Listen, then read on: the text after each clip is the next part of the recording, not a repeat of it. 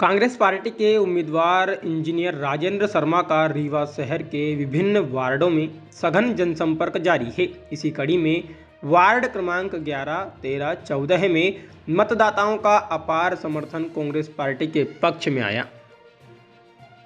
मतदाताओं को संबोधित करते हुए इंजीनियर राजेंद्र शर्मा ने कहा कि यदि आप सभी लोगों का आशीर्वाद इसी तरह से प्राप्त हुआ और मैं विधानसभा की दहलीज पर पहुंचा तो मेरा विकास भाजपा के विकास से विपरीत होगा।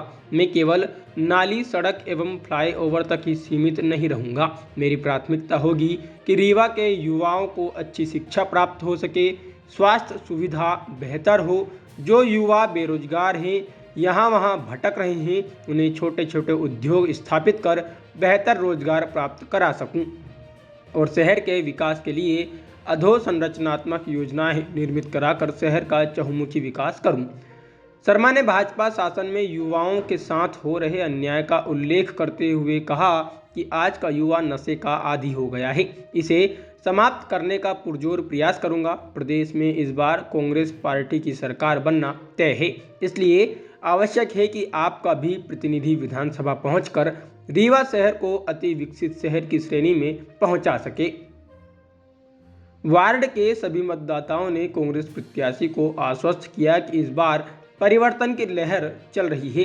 निश्चित रूप से रीवा विधानसभा से कांग्रेस प्रत्याशी भारी मतों से विजयी होंगे। इस अवसर पर वार्ड नंबर 14 में भाजपा के संयोजक पद पर अनेकों वर्षों से कार्य कर रहे प्रदीप द्विवेदी और उनके साथियों ने इंजीनियर राजेंद्र शर्मा और महापौर अजय मिश्र बाबा के हाथों कांग्रेस पार्टी की सदस्यता ग्रहण की।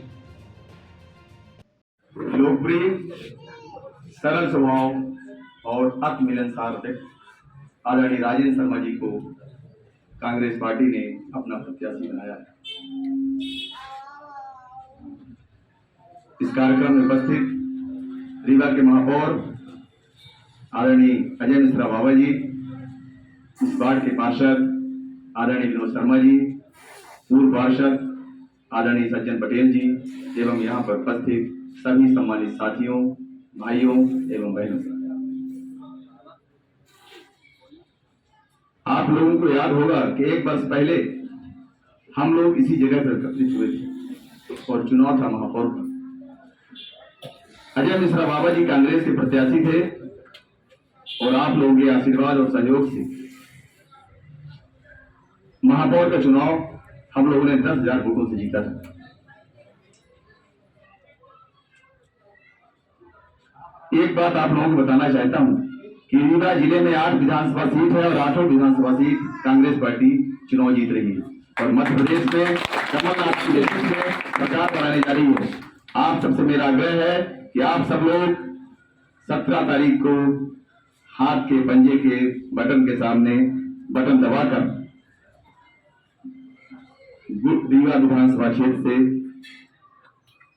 कांग्रेस का विधायक बनाएं और जिससे आदरणीय राजेंद्र शर्मा जी मध्य प्रदेश की विधानसभा में पहुंचे और रीवा का विकास। लोगों ने रीवा का मान बढ़ाया, 2022 में अपना महापौर जिताकर भेजा तो पूरे प्रदेश में कमलनाथ जी भाषण में अजय मिश्रा बाबा का नाम लेते तो बोले।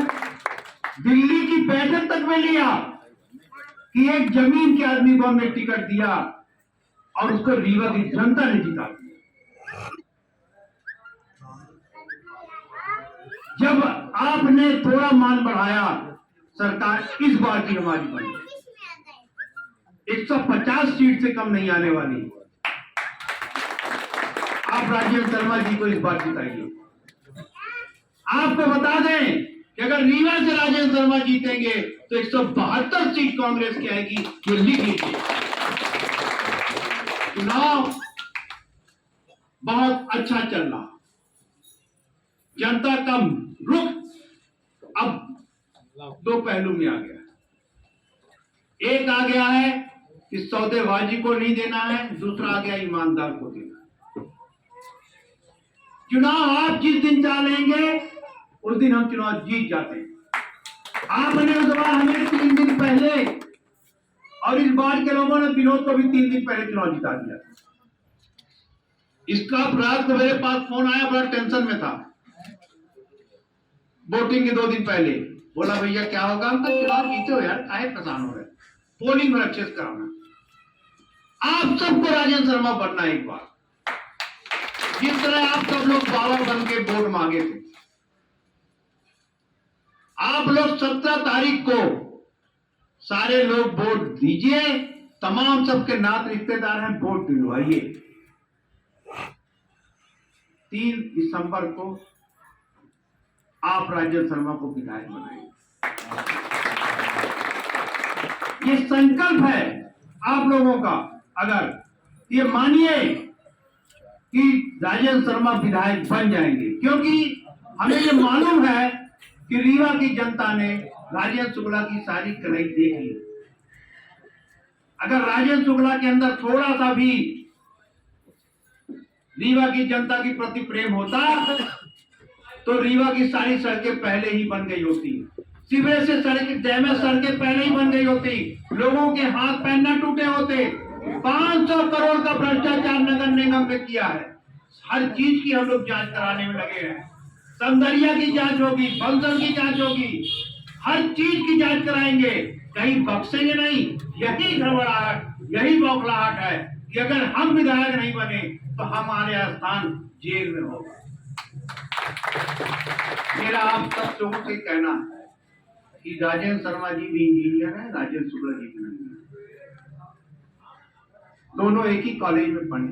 मैं 1 मिनट आपका लूंगा। दोनों एक ही कॉलेज में पढ़े, दोनों जन को इंजीनियर डिग्री उसी इंजीनियरिंग कॉलेज से मिली।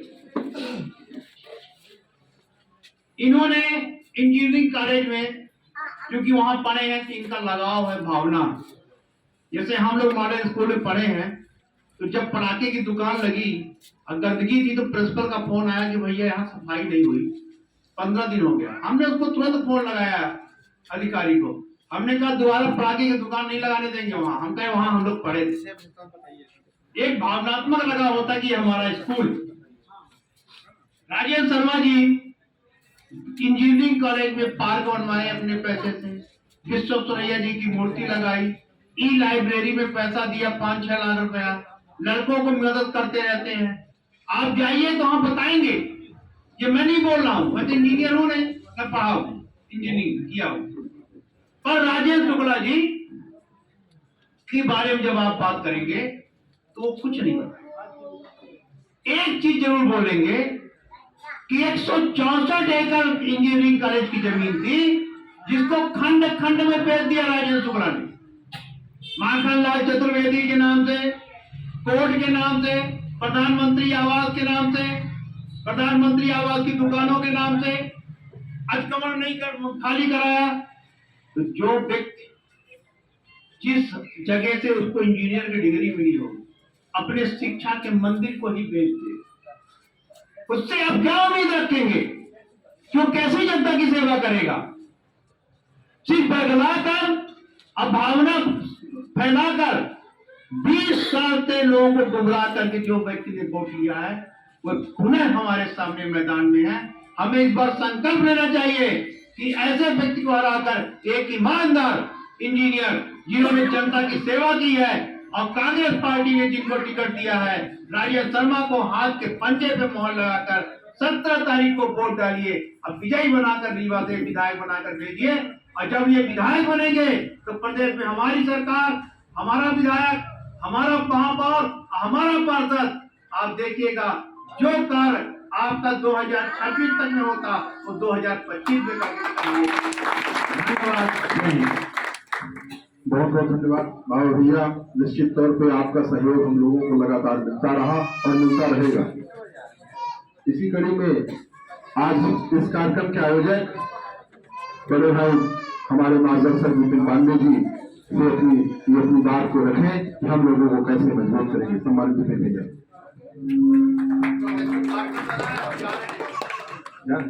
दूर